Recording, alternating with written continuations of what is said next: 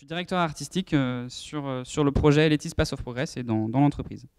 Donc moi, mon parcours, c'est un peu chaotique. Alors j'ai fait un bac économique pour commencer, en me disant, tiens, être professeur des écoles, ça me plairait bien, travailler avec les enfants, tout ça. Donc je suis parti en fac d'histoire, et puis là, c'était un petit peu trop l'anarchie pour moi. J'avais trop de temps libre, trop de trucs, donc j'ai fait qu'une année en fac d'histoire, et puis après, j'ai voulu retenter quand même une fac d'histoire de l'art, où pareil, voilà, j'ai eu un an où ça m'a pas servi à grand-chose. Donc après, je suis parti travailler à l'usine. Et puis là, j'ai fait la rencontre avec le jeu vidéo, parce que je n'étais pas du tout joueur avant. Et en fait, j'ai découvert le jeu vidéo, et puis j'ai découvert l'animation japonaise grâce à ma compagne, qui m'a ouvert les yeux au Ghibli. Donc je ne sais pas s'il y en a qui connaissent Miyazaki, tout ça, mais voilà. J'ai découvert le monde de l'animation, et j'ai fait waouh, c'est trop cool, j'aimerais bien apprendre à dessiner. Mais je commençais à être un peu vieux, et du coup, les écoles publiques, pour moi, c'était foutu. Donc je me suis tourné vers une école privée qui s'appelle l'ISA à Nantes, l'Institut supérieur des arts appliqués, où j'ai fait un BTS communication visuelle option multimédia. Donc le BTS communication visuelle, en fait on va apprendre à être graphiste mais pas forcément à dessiner. Voilà, mais j'avais envie d'avoir un diplôme d'État, donc le BTS c'est un diplôme d'État, donc voilà.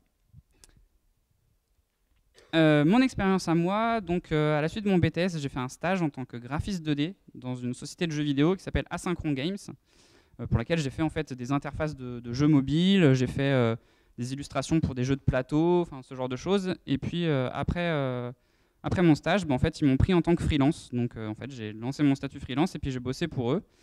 Et puis en parallèle à ça, je faisais des petites missions comme faire des affiches, faire des logos, enfin voilà ce genre de choses. Et puis après j'ai rencontré, pendant mes études j'ai rencontré Théophile en fait, et puis tous les deux on aimait bien le jeu vidéo, machin. On commençait à réfléchir un peu à un truc tous les deux. Et puis je me suis dit ok, pendant mes études j'ai pas appris à dessiner, c'est vraiment le dessin qui m'intéresse. Je vais me poser chez moi et puis je vais faire que ça. Donc là j'ai bossé sur un projet amateur qui s'appelle Steam of Let's. Alors du coup on retrouve le mot Let's parce qu'en fait pendant cette période j'ai créé tout un univers avec Théo.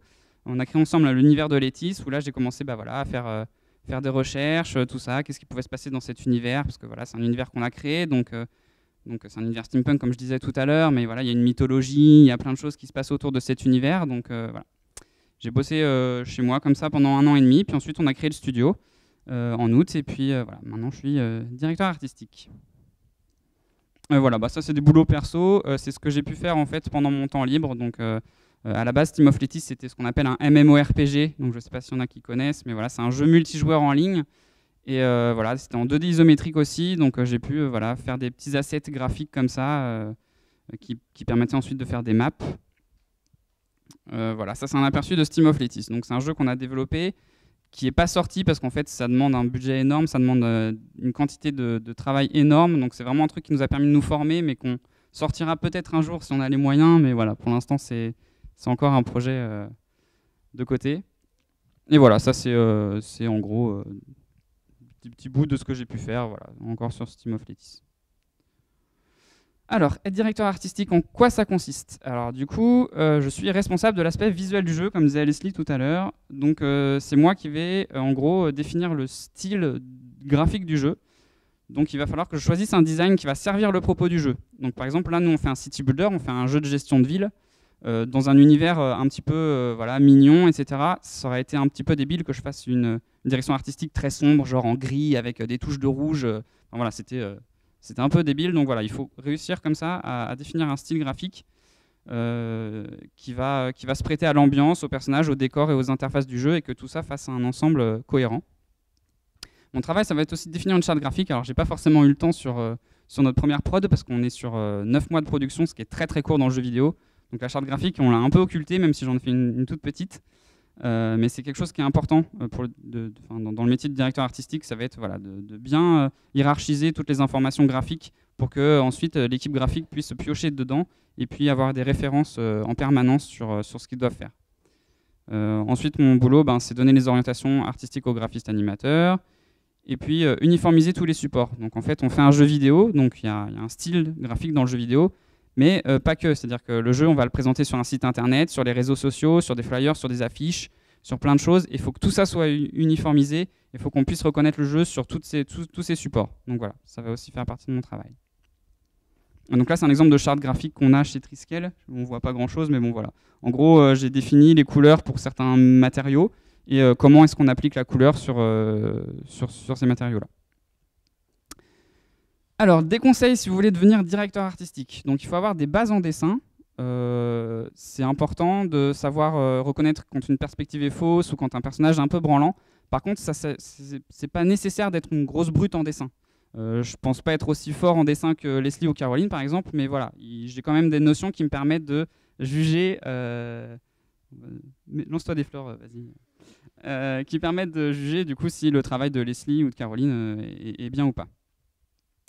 Je dois aussi m'adapter aux contraintes techniques parce qu'en fait, quand on fait un jeu, on a des contraintes. Donc, par exemple, si on fait un jeu sur téléphone mobile, on va avoir une résolution d'image, on va avoir des capacités techniques qui sont plus faibles qu'un ordinateur. Donc, si moi je dis, oh, bah, dans ma direction artistique, je veux plein d'effets de lumière, je veux qu'on puisse zoomer à fond sur les trucs, ça, c'est pas possible, ça va pas fonctionner.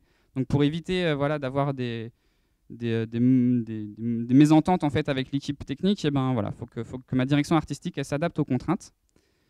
Si vous voulez devenir directeur artistique aussi, un truc bien à faire, c'est de faire mûrir un univers personnel. On a vu que moi, mon univers personnel, c'est l'univers de Letis, en fait, ce qui m'a permis aujourd'hui de monter un studio de jeux vidéo et faire un jeu. Donc c'est hyper important, en fait, ça va vous faire un réservoir en fait d'idées dans lequel vous allez pouvoir piocher plus tard si vous avez besoin de faire des choses. Donc je pense que ça vaut aussi pour les graphistes d'ailleurs, d'essayer de faire mûrir comme ça un truc à côté. Et puis dedans, on met toutes nos idées et voilà. Être touche à tout parce qu'en fait, ben voilà, il faut que j'analyse les graphismes du jeu, mais pas que, comme on a vu tout à l'heure. Donc voilà, il faut savoir un petit peu comment ça marche une interface, comment ça fonctionne, le jeu, les animations, voilà. Et du coup, ça amène au dernier point qui est d'être curieux d'univers graphique varié. Donc en fait, comme mon métier, ça va être de gérer toute l'équipe graphique, il faut que je puisse avoir des connaissances dans tous les domaines graphiques, que ce soit le cinéma d'animation, la bande dessinée, le dessin animé, les livres jeunesse, les jeux de société, les jeux vidéo, machin. Voilà, il faut être curieux, il faut être ouvert à tout, et il faut comme ça brasser plein d'univers pour qu'on puisse retranscrire ensuite quelque chose de plus personnel. Voilà, donc merci à tous de nous avoir écoutés. Et puis j'espère qu'on vous a appris des choses et que pourquoi pas on aura fait naître chez certains d'entre vous des vocations. Voilà, le jeu vidéo c'est difficile d'y rentrer, mais c'est super cool quand on y est. On fait des choses vraiment intéressantes et voilà.